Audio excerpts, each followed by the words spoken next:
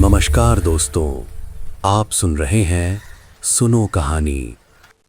आइए आज सुनते हैं मुंशी प्रेमचंद की एक कड़वी लेकिन सच्ची कहानी, तांगे वाले की बद।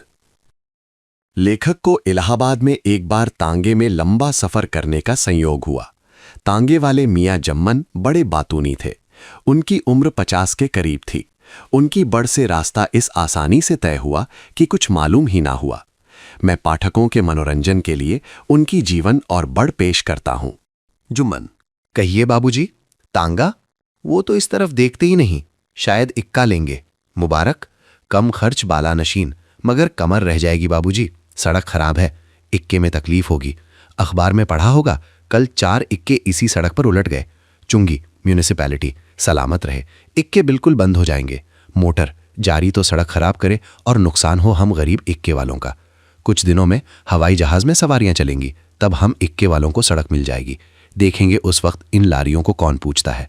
अजायब घरों में देखने को मिले तो मिले, अभी तो इनके दिमाग ही नहीं मिलते।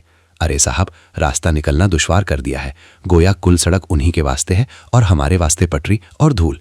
अभी ऐठते हैं, हवाई जहाज़ों को आने दीजिए। क्यों हुजूर, इन मोटर वालों की आधी आमदनी लेकर सरकार सड़क की मरम्मत में क्यों नहीं खर्च करती, या पेट्रोल पर चौगुना टैक्स लगा दे। ये अपने को टैक्सी कहते हैं, इसके माने तो टैक्स देने वाले हैं। ए हुजूर, मेरी बुढ़िया कहती है इक्का छोड़ तांगा लिया, मगर अब तांगे में भी कुछ नहीं रहा, मोटर लो। मैंने जवाब दिया कि अपने हाथ पैर की सवारी रखोगी या दूसरे के। बस हुजूर वो चुप है गई। और सुनिए, कल की बात है, कल्लन ने मोटर चलाया, मियाँ एक दरख्त से टकरा गए, वहीं शहीद हो गए। एक बेवा और 10 बच्चे यतीम छोड़े। हुजूर, मैं गरीब आदमी हूं, अपने बच्चों को पाल लेता हूं, और क्या चाहिए। आज कुछ कम 40 साल से इक्केवानी करता हूं, थोड़े दिन और रहे वो भी इसी तरह चाबुक लिए कट जाएंगे। फिर हुजूर देखे तो इक्का, तांगा और घोड़ा गिरे पर भी कुछ ना कुछ दे ही जाएगा। बरक्स इसके मोटर बंद हो जाए तो हुजूर उसका लोहा 2 रुपए में भी कोई न लेगा। हुजूर, घोड़ा घोड़ा ही है, सवारियां पैदल जा रही हैं या हाथी की लाश खींच रही हैं। हुजूर, घोड़े पर हर तरह का काबू और हर सूरत में नफा। मोटर में कोई आराम थोड़े ही है। तांगे में सवारी भी सो रही है, हम भी सो रहे हैं और घोड़ा भी सो रहा है, मगर मंजिल तय हो रही है। मोटर के इशारे से तो कान के पर्दे फटते हैं और हाँकने वाले को तो जैसे चक्की पीसना पड़ता है। ए हुजूर, औरतों भी इक्के तांगे को बड़ी बेदर्दी से इस्तेमाल करती हैं। कल की बात है, 7-8 औरतें आईं और पूछने लगीं कि तेरे बेनी का क्या लोगे। हुजूर, निर्ख तो तय है, कोई वाइट वे की दुकान तो है नहीं कि साल में 4 बार सेल हो। निर्ख से हमारी मजदूरी चुका दो और दुआएं लो। यों तो हुजूर मालिक है, चाहे एक बार कुछ ना दें, मगर सरकार औरतें 1 रुपए का काम है तो 8 ही आना देती हैं। हुजूर, हम तो साहब लोगों का काम करते हैं, शरीफ हमेशा शरीफ रहते हैं, और हुजूर, औरत हर जगह औरत ही रहेगी। एक तो पर्दे के बहाने से हम लोग हटा दिए जाते हैं, इक्के तांगे में दर्जनों सवरियां और बच्चे बैठ जाते हैं। एक बार इक्के की कमानी टूटी तो उससे 1 न 2 पूरी 13 औरतें निकल आईं। मैं गरीब आदमी मर गया। हुजूर, सबको हैरत होती है कि किस तरह ऊपर नीचे बैठ लेती हैं, कि कैंची मारकर बैठती हैं। तांगे में भी जान नहीं बचती, दोनों घुटनों पर एक एक बच्चा को भी ले लेती हैं।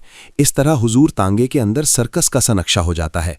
इस पर भी पूरी पूरी मजदूरी ये देना जानती ही नहीं। पहले तो पर्दे को जारे था, मर्दों से बातचीत हुई और मजदूरी मिल गई। जब से नुमाइश हुई, पर्दा उखड़ गया और औरतें बाहर आने जाने लगीं। हम गरीबों का सरासर नुकसान होता है। हुजूर, हमारा भी अल्लाह मालिक है। साल में मैं भी बराबर हो रहता हूं, 100 सुनार की तो 1 लोहार की भी हो जाती है। पिछले महीने 2 घंटे सवारी के बाद 8 आने पैसे देकर बी अंदर भागी। मेरी निगाह जो तांगे पर पड़ी तो क्या देखता हूं कि एक सोने का झुमका गिरकर रह गया। मैं चिल्लाया, माई ये क्या? तो उन्होंने कहा, अब एक हब्बा और ना मिलेगा और दरवाजा बंद। मैं 2-4 मिनट तक तो तकता रह गया, मगर फिर वापस चला आया। मेरी मजदूरी माई के पास रह गई और उनका झुमका मेरे पास। कल की बात है, 4 स्वराजियों ने मेरा तांगा किया। कटरे से स्टेशन चले, हुक्म मिला कि तेज चलो। रास्ते भर गांधी जी की जय, गांधी जी की जय पुकारते गए। कोई साहब बाहर से आ रहे थे और बड़ी भीड़े और जुलूस थे। कठपुतली की तरह रास्ते भर उछलते कूदते गए। स्टेशन पहुंचकर मुश्किल से 4 आने दिए। मैंने पूरा किराया मांगा, मगर वहां गांधी जी की जय, गांधी जी की जय के सिवाय क्या था। मैं चिल्लाया, मेरा पेट, मेरा पेट। मेरा तांगा थिएटर का स्टेज था, आप नाचे कूदे पर अब मजदूरी नहीं देते। मगर मैं चिल्लाता ही रहा, वो भीड़ में गायब हो गए। मैं तो समझता हूं कि लोग पागल हो गए हैं। स्वराज मांगते हैं, इन्हीं हरकतों पर स्वराज मिलेगा। ऐ हुजूर, अजब हवा चल रही है, सुधर तो करते नहीं, स्वराज मांगते हैं, अपने कर्म तो पहले दुरुस्त हो लें। मेरे लड़के को बरगलाया, उसने सब कपड़े इकट्ठे किए और लगा जिद करने कि आग लाग दूंगा। पहले तो मैंने समझाया कि मैं गरीब आदमी हूं, कहां से और कपड़े लाऊंगा, मगर जब वो ना माना तो मैंने गिरा कर उसको खूब मारा। फिर क्या था, होश ठिकाने हो गए। हुजूर, जब वक्त आएगा तो हम ही इक्के तांगे वाला स्वराज हाँक कर लाएंगे, मोटर पर स्वराज हरगिज ना आएगा। पहले हमको पूरी मजदूरी दो, फिर स्वराज मांगो। हुजूर, औरतें तो औरतें, हम उनसे ना जबान खोल सकते हैं ना कुछ कह सकते हैं, वो जो कुछ दे देती हैं लेना पड़ता है। मगर कोई कोई नकली शरीफ लोग औरतों के भी कान काटते हैं। सवार होने से पहले हमारे नंबर देखते हैं, अगर कोई चील रास्ते में उनकी लापरवाही से गिर जाए तो वो भी हमारे सिर ठोकते हैं। और मजा ये कि किराया कम दे तो हम उफ ना करें। एक बार का जिक्र सुनिए। एक नकली वेल वेल करके लाट साहब के दफ्तर गए, मुझको बाहर छोड़ा और कहा कि 1 मिनट में आते हैं। वो दिन है कि आज तक इंतजार ही कर रहा हूं। अगर ये हजरत कहीं दिखाई दिए तो एक बार तो दिल खोलकर बदला ले लूंगा, फिर चाहे जो कुछ हो। अब न पहले किसे मेहरबान रहे, न पहले किसी हालत, खुदा जाने शराफत कहाँ गायब हो गई। मोटर के साथ हवा हुई जाती है। ए हुजूर, आप ही जैसे साहब लोग हम इक्के वालों की कद्र करते थे, हमसे भी इज्जत पेश आते थे। अब वो वक्त है कि हम लोग छोटे आदमी हैं, हर बात पर गाली मिलती है, गुस्सा सहना पड़ता है। कल 2 बाबू लोग जा रहे थे, मैंने पूछा तांगा, तो एक ने कहा नहीं हमको जल्दी है, शायद ये मजाक होगा। आगे चलकर एक साहब पूछते हैं कि टैक्सी कहाँ मिलेगी। अब कहिए, ये छोटा शहर है, हर जगह जल्द से जल्द हम लोग पहुंचा देते हैं, इस पर भी हम ही बतलाएं कि टैक्सी कहाँ मिलेगी। अंधेरे हैं अंधेरे, ख्याल तो कीजिए, ये नन्ही सी जान घोड़ों की, हम और हमारे बाल बच्चे, और 14 आने घंटा। हुजूर, 14 आने में तो घोड़ी को एक कमची भी लगाने को जी नहीं चाहता। हुजूर, हमें तो कोई 24 घंटे के वास्ते मोल ले ले। कोई कोई साहब हम ही से निहारियापन करते हैं। 40 साल से हुजूर यही काम कर रहा हूँ। सवारी को देखा और भांप गए कि क्या चाहते हैं। पैसा मिला और हमारी घोड़ी के पर निकल आए।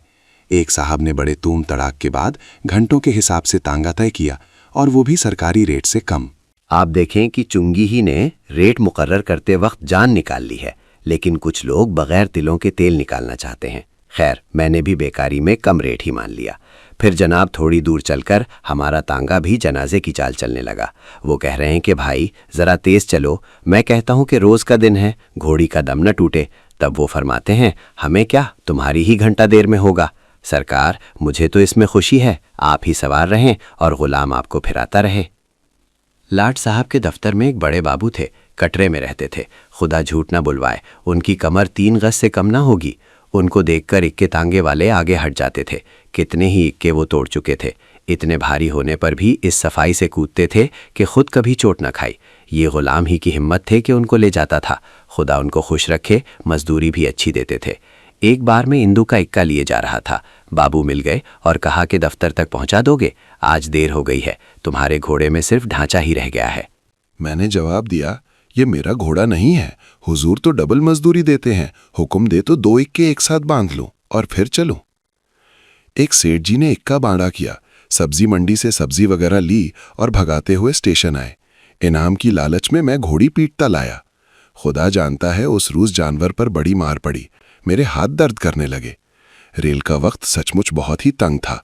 स्टेशन पर पहुंचे तो मेरे लिए वही चवन्नी। मैं बोला, ये क्या? सेठ जी कहते हैं, तुम्हारा भाड़ा तख्ती दिखाओ। मैंने कहा, देर करे आप और मेरा घोड़ा मुफ्त पीटा जाए। सेठ जी जवाब देते हैं कि भाई तुम भी तो जल्दी फरागत पा गए और चोट तुम्हारे तो लगी नहीं। मैंने कहा कि महाराज, इस जानवर पर तो दया कीजिए। तब सेठ जी ढीले पड़े और कहा, हाँ, इस गरीब का जरूर लिहाज होना चाहिए, और अपनी टोकरी से 4 पत्ते गोभी के निकाले और घोड़ी को खिलाकर चल दिए। ये भी शायद मजाक होगा, मगर मैं गरीब मुफ्त मरा। उस वक्त से घोड़ी का हाजमा बदल गया। अजब वक्त आ गया है, पब्लिक अब दूसरों का तो लिहाज ही नहीं करती। रंग ढंग तौर तरीका सभी कुछ बदल गए हैं। जब हम अपनी मजदूरी मांगते हैं तो जवाब मिलता है कि तुम्हारी अमलदारी है, खुली सड़क पर लूट लो। अपने जानवरों को सेठ जी हलवा जलेबी खिलाएंगे, मगर हमारी गर्दन मारेंगे। कोई दिन थे कि हमको किराए के अलावा मालपूर भी मिलते थे। अब भी इस गिरे जमाने में भी कभी कभी शरीफ रईस नजर आ ही जाते हैं। एक बार का जिक्र सुनिए। मेरे तांगे में सवारियां बैठी, कश्मीरी होटल से निकलकर कुछ थोड़ी सी चढ़ी थी। कीटगंज पहुंचकर सामने वाले ने चौरास्ता आने से पहले ही 14 आने दिए और उतर गया। फिर पिछली एक सवारी ने उतरकर 14 आने दिए। अब तीसरी उतरती नहीं।